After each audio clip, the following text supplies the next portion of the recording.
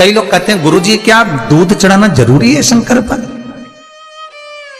कई लोग कहते हैं गुरुजी क्या दही चढ़ाना जरूरी है शंकर पर? शहद चढ़ाना जरूरी है? घृत चढ़ाना जरूरी है? शक्कर चढ़ाना जरूरी है?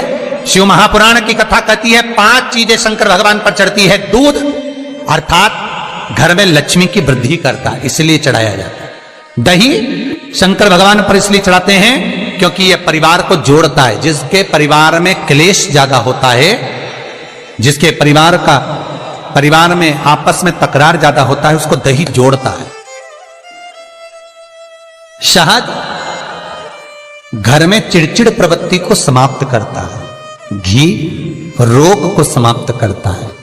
शक्कर मिष्ठान घर में यदि लक्ष्मी आकर जा रही हो तो मिष्ठान समर्पित किया जाता है, इसलिए पंचामृत स्नान का भाव शिव महापुराण कहती है। पंचामृत स्नान का भगवान, इसलिए 5 चीजें शंकर को समर्पित हैं। दूध, दही, घृत, शहद, शक्कर अर्थात मिष्ठान। शक्कर से मूलतः यहां शिव महापुराण में शक्कर नहीं लिखी है, मिष्ठान।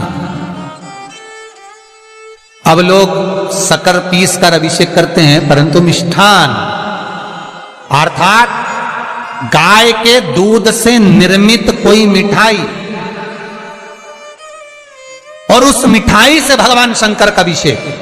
अब लोग भले शक्कर रखने लगे शंकर जी के अभिषेक में, पर यहां शक्कर नहीं लिखा है, यहां मिष्ठान।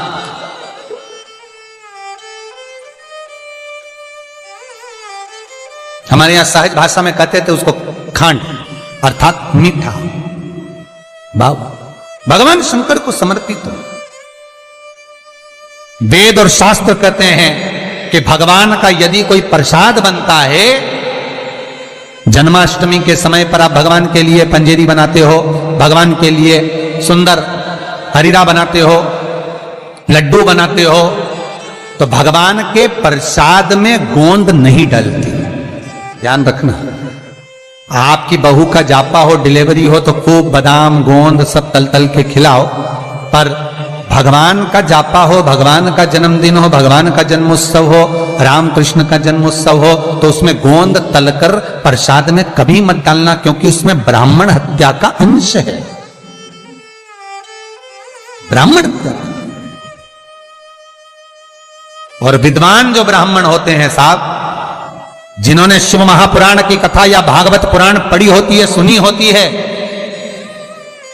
वो ब्राह्मण कभी भी, जो विद्वान ब्राह्मण होंगे वो कभी भी गोंद का लड्डू, गोंद तली हुई कभी नहीं खाएंगे। भले वो देसी घी में तले, कुछ भी तले, पर गोंद नहीं खाते, गोंद का लड्डू नहीं खाते। हमारा चैनल वास्तु फैक्ट। क्यों? क्योंकि इसमें ब्राह्मण हत्या का अंश है।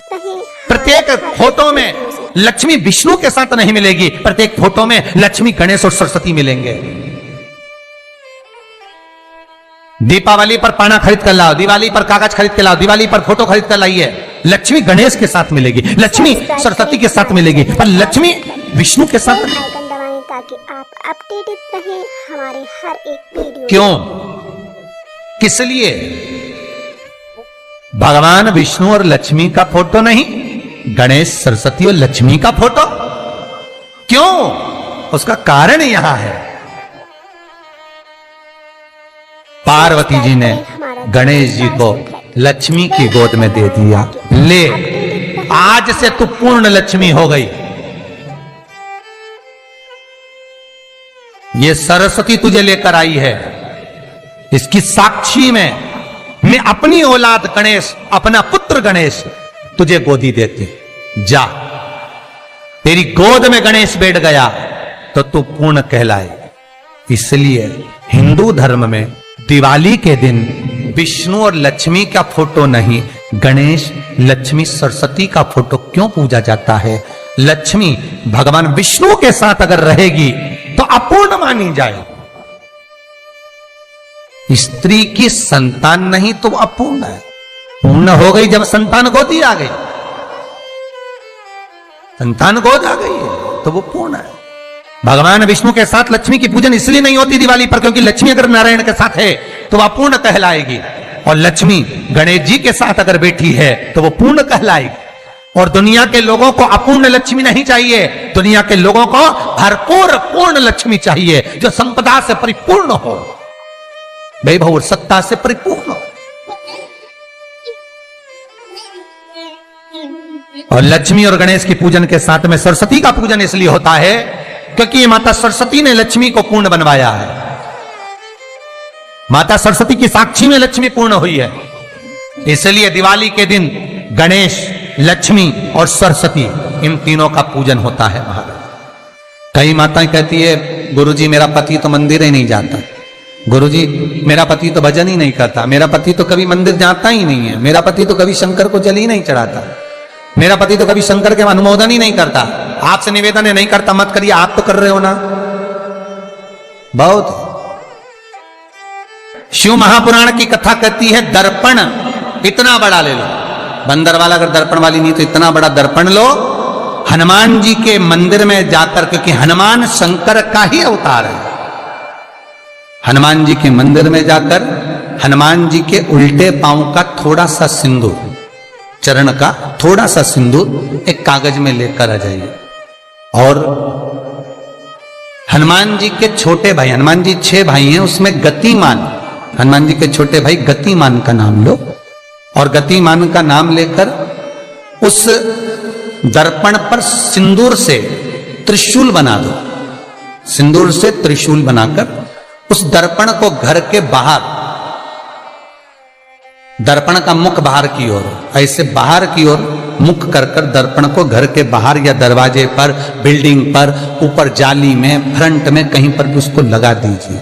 महाराज केवल शंकर का स्मरण कर कर, गतिमान का नाम लेकर, हनुमान के उल्टे पांव का सिंदूर का त्रिशूल बनाकर जो दर्पण को लगा देता है, आपको 1 महीने के अंदर अंतर मालूम पड़ जाएगा कि पिछले जो महीने निकले हैं उस महीने का अंदाजा लगाना कि घर में लोग कितने बीमार पड़ते थे, और इस दर्पण को लगाने के बाद बीमारी कम हुई कि नहीं। नहीं हो कम तो ठंडा कर देना, क्या जा रहा है, पर करके जरूर देखना, विश्वास रखकर करोगे, भगवान शिव का अनुमोदन कर कर, भगवान शंकर पर विश्वास रखकर करोगे तो बीमारी घेर नहीं सकती। अकाल मृत्यु हो मरे जो काम करे चंडाल का, काल उसका क्या बिगाड़े जो भक्त हो महाकाल का। शंकर की आराधना करने वाला, शिव का स्मरण करने वाला, शिव का निवेदन करने वाला, शिव अर्चना में डूबने वाला, शिव का अनुमोदन करने वाला कभी दुखी नहीं हो सकता। बन सके तो बेलपत्र और समी पत्र शंकर को चढ़ाना, 5 बेलपत्र 11 समी पत्र, बन सके 108 चावल के आखे दाने ओम नमः शिवाय जप कर शिव को समर्पित करना। श्री महाराज शिवाय नमस्तुभ्यम। दुख तकलीफ ज्यादा है, रोग बीमारी ज्यादा है, नमस्तुभ्यम तो पानी में लाल चंदन घोलकर, लाल फूल डाल